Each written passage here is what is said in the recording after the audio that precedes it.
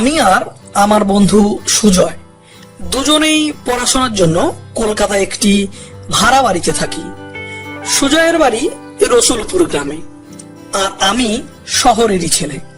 পড়াশোনার সূত্রেই দুজনের সাথে আমাদের পরিচয়, তারপর বন্ধুত্ব। আমাদের ফাইনাল এক্সাম কাল শেষ হয়েছে।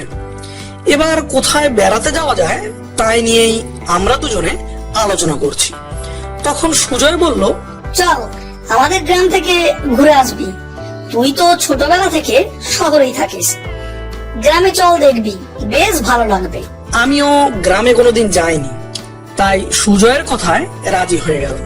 বেশ, তাই চল। কিন্তু তোদের ওখানে তেমন কিছু দেখার কিছু আছে কি? তেমন কিছু নেই, তবে বেশ পুরনো ও বড় একটা জমিদার বাড়ি আছে।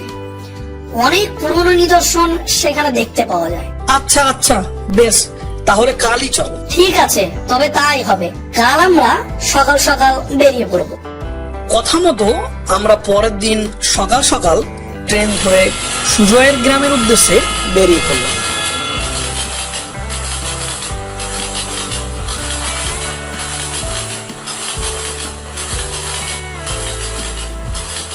আমরা মোটামুটি বিকেলের দিকে রসুলপুর স্টেশনে এসে নামলাম। স্টেশনটি মাঝারি মাপের, মোটামুটি লোকজনও আছে।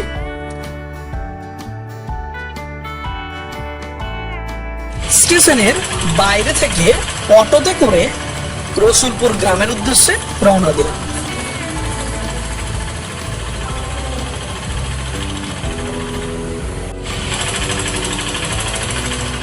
কিছু সময় পর আমরা রসুলপুর গ্রামের একটি রাস্তায় এসে নামলাম।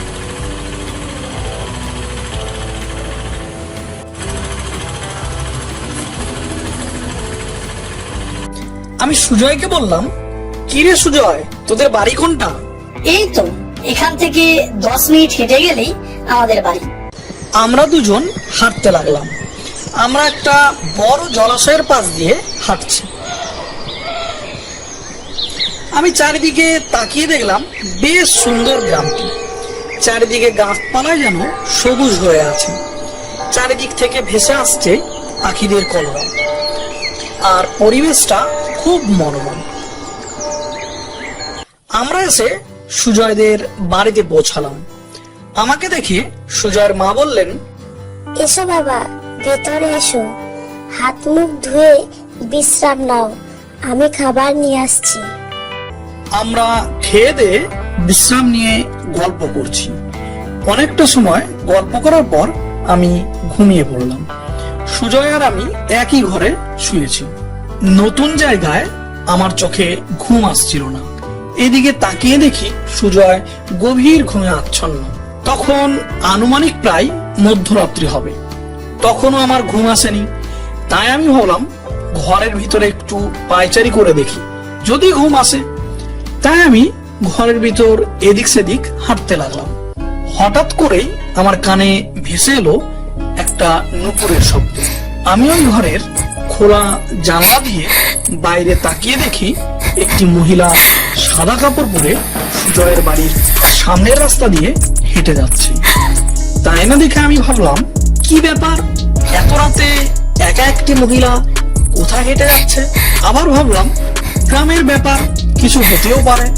যাই হোক, কাল সুজয়কে বলে ব্যাপারটা জেনে নেব। এই ভেবে আমি শুয়ে পড়লাম। সকালে ঘুম থেকে উঠে দেখি সুজয় আমার পাশে নেই। তাই আমি কাকিমাকে জিজ্ঞাসা করলাম, কাকিমা, সুজয় কোথায়?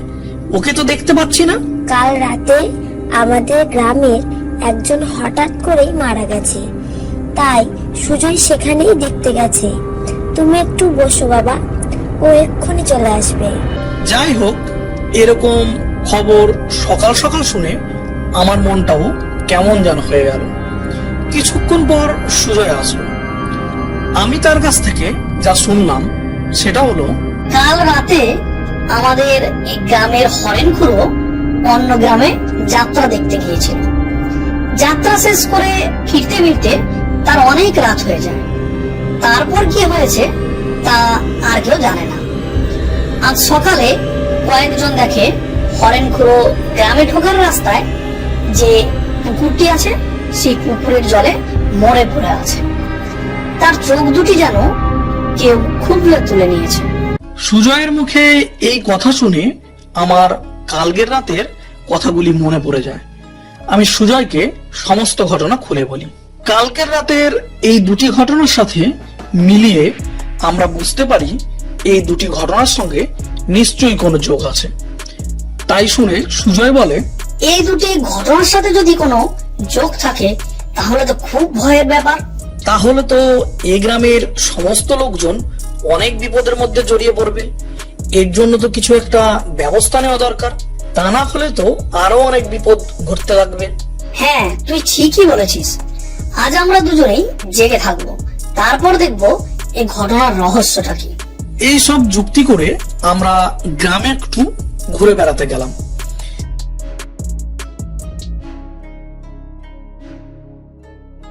গ্রামের একটি বড় বট গাছের নিচে দেখলাম কয়েকজন বসে গল্প করছে। হরেন খুড়ো তো অনেক সাদা সিধে ভালো লোক ছিল, কে যে শত্রুতা করে তাকে মেরে ফেললো। আরে আরে, শত্রুতা করে নয়, আমি তো শুনলাম গ্রামের সবাই আলোচনা করছে গ্রামের আশেপাশে নাকি অনেকেই রাতের বেলায় যখন বাইরে বেরিয়েছে তখন একজন সাদা কাপড় পরা মহিলা লোককে হেঁটে যেতে দেখেছে। সে নাকি কান্না করতে করতে যাচ্ছিল। আমার তো মনে হয় হরেন খুড়ো মারার পিছনে শত্রু তো নয়, অন্য কোনো কারণ আছে। তাদের এই আলোচনা শুনে আমরা বুঝতে পারলাম আমার দেখা কাল রাতের ঘটনা কোনো ভুল নয়। সেদিন রাতে কথা মতো আমি আর সুজয় জেগে বসে আছি। রাতও অনেক হয়েছে, কিন্তু আজ আর কোনো কিছুর দেখা মিলল না। এদিকে কাল অনেক রাত পর্যন্ত আমার ঘুম হয়নি, তাই দু চোখ জুড়ে ঘুম এসে পড়ল। আমি কখন যে ঘুমিয়ে পড়েছি সেটা আমিও জানি না। হঠাৎ করে একটা আওয়াজে আমার ঘুম ভেঙে গেল। আমি তাকিয়ে দেখি আমার পাশে সুজয় নেই। এত রাতে সুজয়কে ঘরে না দেখতে পেয়ে আমার খুব চিন্তা হতে লাগলো। এমন সময় আমি কালকের রাতের মতো সেই নুপুরের আওয়াজ শুনতে পেলাম, সেই সঙ্গে চাপা একটা কান্নার আওয়াজ। আমি সঙ্গে সঙ্গে জানালা দিয়ে বাইরে তাকিয়ে দেখি কালকের সেই সাদা কাপড় পরা মহিলাটা হেঁটে যাচ্ছে। আমি সঙ্গে সঙ্গে দেওয়াল ঘড়ির দিকে তাকিয়ে দেখি তখন রাত 1টা বাজে। পর মুহূর্তে বাইরে তাকিয়ে যা দেখি তাতে আমার শরীরের রক্ত হিম হয়ে যায়। আমি দেখি সুজয় সেই নারী মূর্তিটিকে অনুসরণ করে তার পিছন পিছন যাচ্ছে। আমি কি করবো আর বুঝে উঠতে পারছিলাম না। আমি বাইরে বেরিয়ে আসি। তখন সুজয় নারী মূর্তিটির পিছন পিছন অনেকটা পথ চলে গেছে। আমার তখন কিভাবে এত সাহস হলো আমিও বলতে পারবো না। আমি তখন সুজয়কে ধরতে তাড়াতাড়ি সুজয়ের পিছনে হাঁটা দিলাম। কিছুটা পথ যাওয়ার পর দেখলাম সেই নারী মূর্তিটি গ্রামের সেই বড় পুকুরটিতে গিয়ে নামলো, তারপর অদৃশ্য হয়ে গেল। আমি তাকিয়ে দেখি সুজয় মন্ত্রমুগ্ধের মতো সেই পুকুরে নামতে যাচ্ছে। তখনই আমি সুজয়ের কাঁধের উপর হাত দিয়ে সুজয়কে টেনে ধরি। অমনি সুজয় যেন জ্ঞান ফিরে পায়। সে আমার দিকে বড় বড় চোখ করে ঘুরে দাঁড়ায়, তারপর বলে, তপন, কি রে, আমি এখানে এলাম কি করে, আর তুই বা এখানে কি করছিস?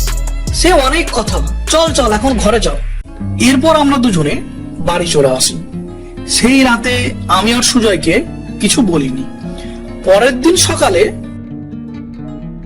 সুজয় ও তার বাবা মাকে ডেকে আমি সমস্ত ঘটনা খুলে বলি।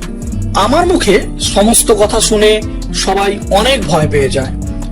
আর সুজয়ের বাবা মা আমাদের শহরে ফিরে যেতে বলেন। আমরা দুজনে শহরে আমাদের ভাড়া বাড়িতে ফিরে আসি। আমরা জানতে পারি আমরা আসার পরেও গ্রামে দু একটা এরকম বিপদ ঘটেছে। এরপরে গ্রামের সমস্ত লোক একসঙ্গে যুক্তি করে একজন তান্ত্রিক মশাইকে ডেকে আনেন। তান্ত্রিক মশাইয়ের কথা মতো গ্রামের লোকে শ্রাদ্ধ শান্তি করেন। তারপর থেকে ওই গ্রামে আর তেমন কিছু ঘটনা ঘটেনি।